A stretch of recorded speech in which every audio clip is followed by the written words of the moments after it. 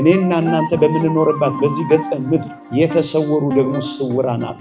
የጻድቃን ሞት በእግዚአብሔር ፊት የከበረ ነው። እኛን እያያችሁ ተስፋ እንዳትቆርጡ። የማታዩዋቸው ብዙዎች አሉ። የክርስቶስ አካል አንዲት እንደሆነ ቤተ ክርስቲያንም አንዲት ናት። ጎበዝ፣ በምትታየው አትድከም። እኛን እያየህ አትሰናከል። የማትታየው አለ። አንዳንዶቻችን በፍጹም አልተረዳነውም እንጂ ጥልቅ ተጋድሎ ውስጥ ናት ያለችው ቤተ ክርስቲያን። በገነት የሚኖሩ ቅዱሳን በሞት ምክንያት ከአጸደ ሥጋ ቢለዩ ከቤተ ክርስቲያን አባልነት ግን አልተቆረጡም።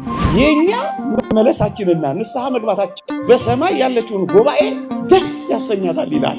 እኛ ገና መንገድ ላይ ነን። እነሱስ የጨረሱና ያገኙ ናቸው። እኛ በተስፋ ውስጥ ነው የምንመላለሰው፣ እነሱስ በማየት ነው የሚመላለሱ።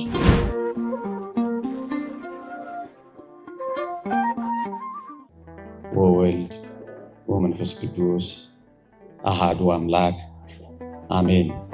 እንደ እግዚአብሔር ቅዱስ ፈቃድ በዚህች ምሽት እንድንማርበት የመረጥኩት ርዕስ ወደ ጻድቃን መንፈሶች ደርሳችኋል በሚል ርዕስ ይሆናል።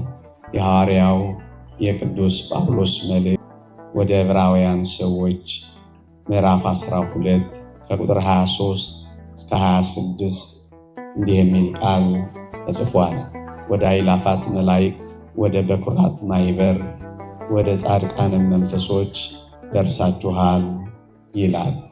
በዚህ ኃይለ ቃል መነሻነት የእግዚአብሔርን ቃል እንማራለን። የአባቶቻችን አምላክ እግዚአብሔር እንዲያስተምረን ቅዱስ ፈቃዱ ይሆንልን። በደስታ ወደ ተሰበሰቡት ወደ አእላፋት መላእክት፣ ወደ ጻድቃን መንፈሶች፣ ወደ በኩራት ማኅበር ደርሳችኋል። ወደ እግዚአብሔር መንግሥት ስንፈልስ ክርስቲያኖች ወደ ተወደደው ወደ አምላካችን ብቻ አይደለም የምንደርሰው በደስታ ወደ ተሰበሰቡት ወደ አእላፋት መላእክትም ጭምር ነው።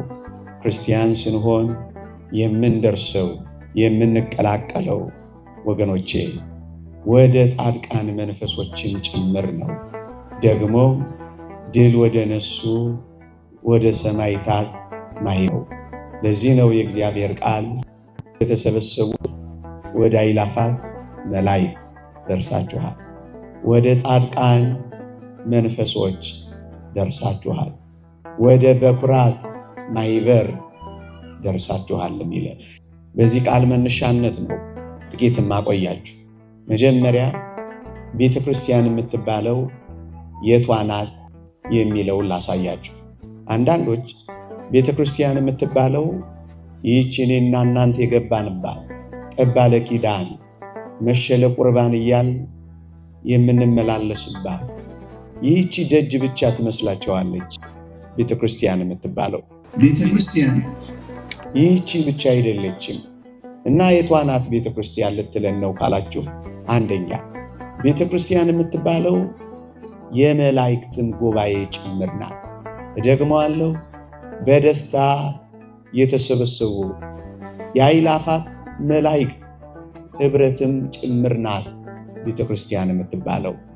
አንድ ሁለተኛስ በገነት ያሉ ከአጸደ ሥጋ የተለዩ በገነት ያሉ ሕያው እግዚአብሔርን እያመለኩ የሚኖሩ ዕረፍታቸው ምስጋናቸው ዕረፍታቸው የሆነላቸው አምላካቸውን ፊት ለፊት የሚያዩ የእነዚያ ከኔ ጋር ትሆናላችሁ ያላቸው ከመሠዊያው በታች ያሉ እስከ መቼ አትፈርድም ብለው የሚጮሁ በባህር ብርጭቆ ላይ ቆመው በገና ይዘው የሚደረድሩ የዘንባባ ዝንጣፊ ይዘው በጉን የሚያመሰግኑ እነዚያ በገነት ያሉ ነፍሳት፣ እሷም የቤተ ክርስቲያን ኅብረት ናት።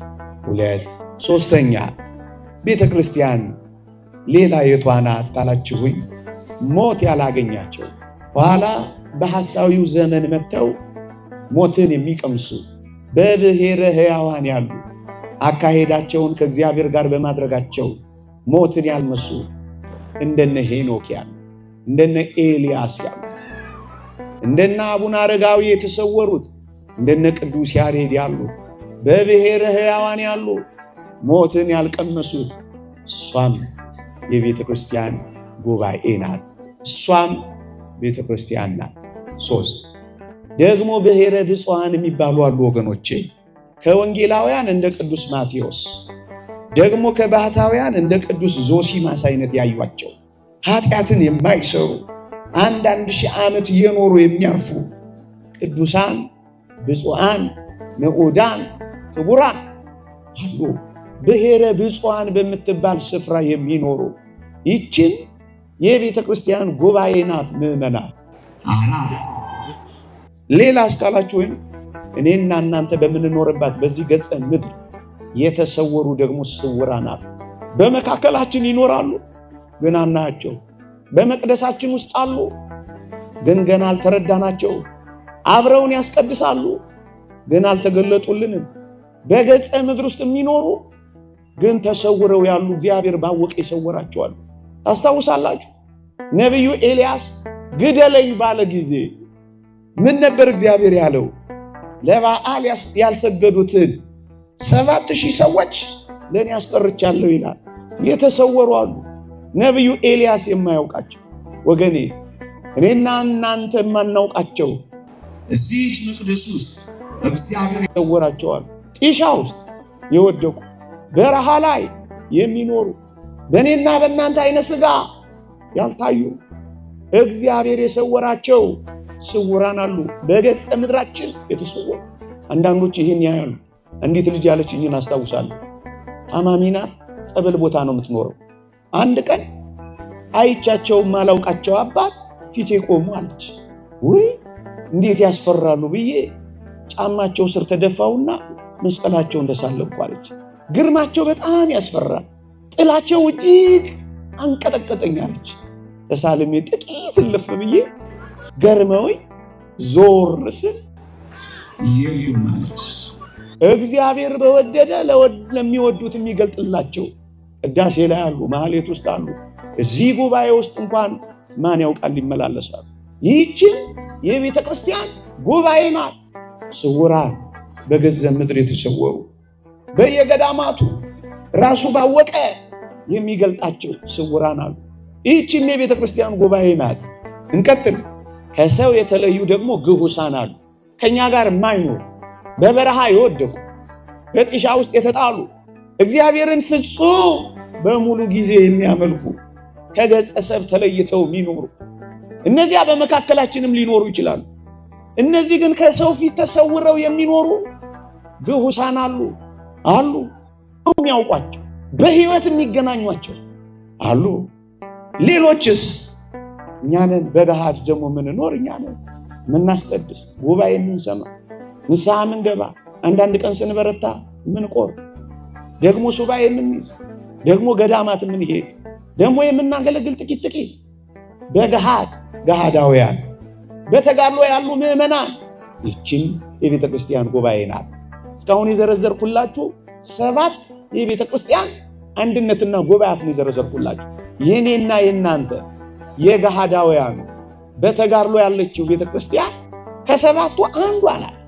6ቱ የተለዩ ናቸው። ቤተ ክርስቲያን ማለት እሷም ጭምር ናት ወገኖች።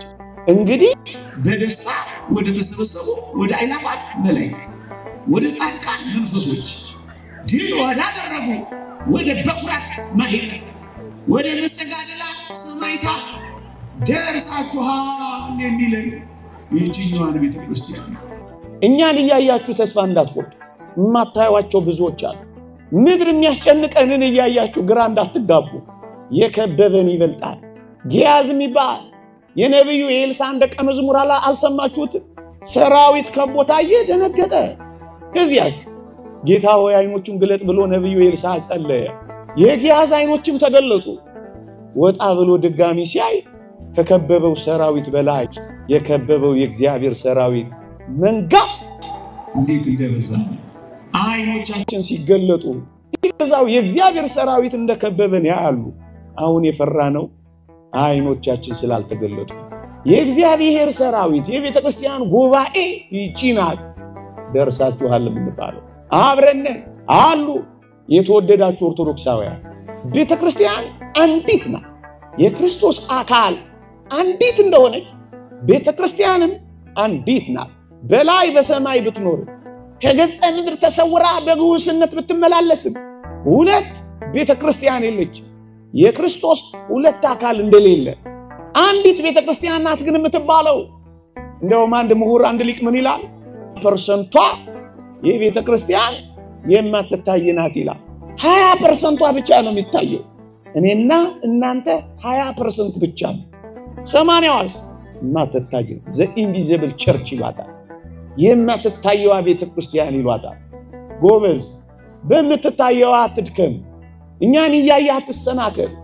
የማትታየዋ አለች፣ የከበረችው ከፍ ያለችው በአስደናቂ ቅድስናና ንጽህና የምትመላለሰው አምላኳን መስላ የምትኖረው እሷ አለች።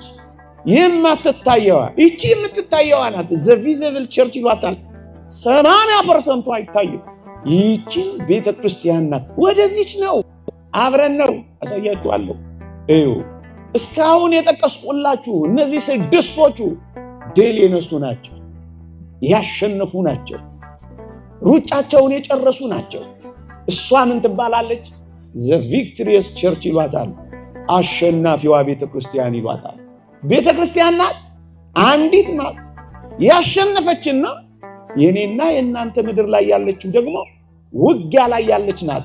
ተጋድሏን ያልጨረሰች ከኩያት ፍትወታት ከርኩሳት መናፍስት ከአጋንንት ጋር ካላውያን ነገስታት ከአረማውያን ጋር እየተጋደለች ያለች በተጋድሎ ላይ ያለች ቤተክርስቲያን ዘ ሚሊታንት ቸርች ይሏታል። ተዋጊዋ ቤተክርስቲያን ናት እንጂ ውጊያ ላይ ነው። አንዳንዶቻችን በፍጹም አልተረዳነውም እንጂ ጥልቅ ተጋድሎ ውስጥ ናት ያለችው ቤተክርስቲያን። እቺ ተዋጊዋ ቤተክርስቲያን ገና ናት ውጊያ ላይ። ያቺኛዋስ ውጊያዋን ጨርሳ አርፋለች። የዘንባባ ዝንጣፊ ይዛለች። ለቅሶ አብቅቶ ደስታዋ ላይ ተቀምጣለች። እሷ ያሸነፈችው ቤተክርስቲያን ናት። ግን አንዲት ናት። ምክንያቱም የክርስቶስ አካል ቤተክርስቲያን አንዲት ስለሆነች። ግንስ ይዘቷ፣ አይነቷ፣ መገለጫዋስ ተዋጊዋና አሸናፊዋ ትባላለች። ደግሞስ የላይኛዋና የታችኛዋ ቤተክርስቲያን ትባላለች። አሁን የዘረዘርኩላችሁ በገሃድ አሁን የምትመላለሱት እናንተ እኛ ምን ነው የታችኛዋ ትባላለች። ያቺ የላይኛዋ ትባላለች። በልዕልና ከፋለች፣ ወደ ልዑል አምላኳ ደረሰች፣ ሩጫዋን ጨረሰች፣ ተጋድሏን ፈጸመች፣ ሃይማኖቷን ጠበቀች። እሷስ የላይኛዋ፣ ይቺስ የታችኛዋ። እና አንድ ሊቅ ምን ይላል መሰላችሁ? በላይና በታች ብንኖርም ይላል በአንድ ጣራ ስር ነን። የክርስቶስ ቤተክርስቲያን ውስጥ ነው የምንኖረው። እንደው እንደ ላይኛውና እንደ ታችኛው ደርብ ቁጠረው ይላል። እንደ ፈርስት ፍሎርና እንደ ግራውንድ ይው ይላል። ወይም እንደ ሰከንድ ፍሎርና እንደ ፈርስት ፍሎር ይው ይላል። ግንስ በአንድ ጣራ ስር ነው የምትኖረው ይላል። ለዚህ እኮ ነው የምንጠራቸው አንድ ቤት ነን። ንራይታሉ ንጹሃን ቅዱሳን ይገለጣሉ። አንድ ቤት ነን፣ አንድ ጣራ ስር ነን ያለነው። ቤተክርስቲያን በምትባል በክርስቶስ ደም የተመሰረተች በሷ ውስጥ ነው ያለነው። ግን እንደ ላይኛውና እንደ ታችኛው ምን ማለት ነው? ምዕመናን ጥቂት ሐሳቦችን ላቅርብላችሁ። አሁን ድል የነሱት ለምሳሌ በገነት የሚኖሩ ቅዱሳን አስተውሉ፣ በሞት ምክንያት ከአጸደ ሥጋ ቢለዩ እንዳትረሱ ከቤተ ክርስቲያን አባልነት ግን አልተቆረጡም። ከቤተ ክርስቲያን አካልነት ግን አልተለዩም። ለዚህ እኮ ነው አብረነን የምንለው። ሞት እንዴት አድርጎ ነው ከቤተ ክርስቲያን አባልነት የሚለያቸው? አያችሁ፣ ከቤተ ክርስቲያን አካልነት ተቆረጡ ሊሉን ነው። ከቤተ ክርስቲያን አባልነት ተለዩ ሊሉን ነው። በሞት ምክንያት ሞት ይሄን ያህል ኃይል አለው። አያችሁ፣ አንድ ላይ ነን የምንለው እኮ ለዚህ ነው። አንድነታችን አይቋረጥም፣ አንድነታችን አይለያይም። ምክንያቱም በአንድ አካል ውስጥ ያለን ሕዋሳት ብልቶች ስለሆነ። እስኪ ጠይቃችሁ፣ በአንድ አካል ውስጥ ያሉ ሕዋሳት፣ በአንድ አካል ውስጥ ያሉ ብልቶች በአንድነት ነው የሚሰሩት ወይስ ተለያይተው ነው የሚሰሩት? ነው አይደለ? ምን ማለት ነው? ልቤ ቢቆም እኮ እኔ አቆማለሁ፣ እውነት አሰብ በአንድ ላይ ነው የሚሰሩት። የተወደዳችሁ ኦርቶዶክሳውያን ተፈጥሮ እንኳን አስተምራችሁ በአንድ አካል ውስጥ ያሉ ህዋሳት በአንድ ላይ የሚሰሩ ከሆነ በአንድ አካል ውስጥ ያለችው ቤተክርስቲያን በአንድ ላይ ነው የምትሰራው። ለዚህ እኮ ነው ጸልዩልን የምንላቸው። ለዚህ እኮ ነው አማልዱን የምንላቸው። አንድ ላይ ነው የምንሰራው።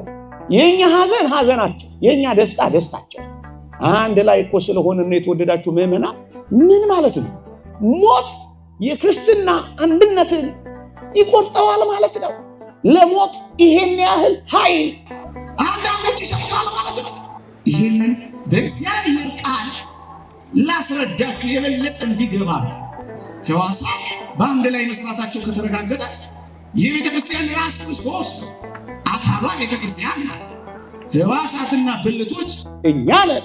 የእግዚአብሔር ቃል እንደሚናገር ቅዱስ ጳውሎስ በአንደኛ ቆሮንቶስ መልእክት ምዕራፍ 12 ላይ አሁን ያልኩትን ቃል በቃል አስቀምጦታል። ታዲያ ሕዋሳት አንድ ላይ መስራት ከቻሉ የክርስቶስ ብልቶች የሆኑ የቤተ ክርስቲያን ጉባኤያት አካላት አንድ ላይ ነው የምንሰራው። በውጊያ ላይ ባለች በታችኛዋ ቤተ ክርስቲያን በምትኖር በምትታየው ቤተ ክርስቲያን አዝና ተጸጽታ አዝና ምድር ባለች ቤተ ክርስቲያን ያለች አንዲት ምዕመን በሰማይ ያለው ጉባኤ ምን ይለዋል? አንድ ላይ ባንሆን ወይም በአንድ ላይ ባንሰራ ወይም የኛ ጉዳይ የነሱ ጉዳይ ባይሆን ደስ ይላቸዋል። ምን አገባቸው? እየሰማችሁኝ ነው? የኛ መመለሳችንና ንስሐ መግባታችን በሰማይ ያለችውን ጉባኤ ደስ ያሰኛታል ይላል። አንድ ላይ ስለሆነ ነው ስላልሆነ?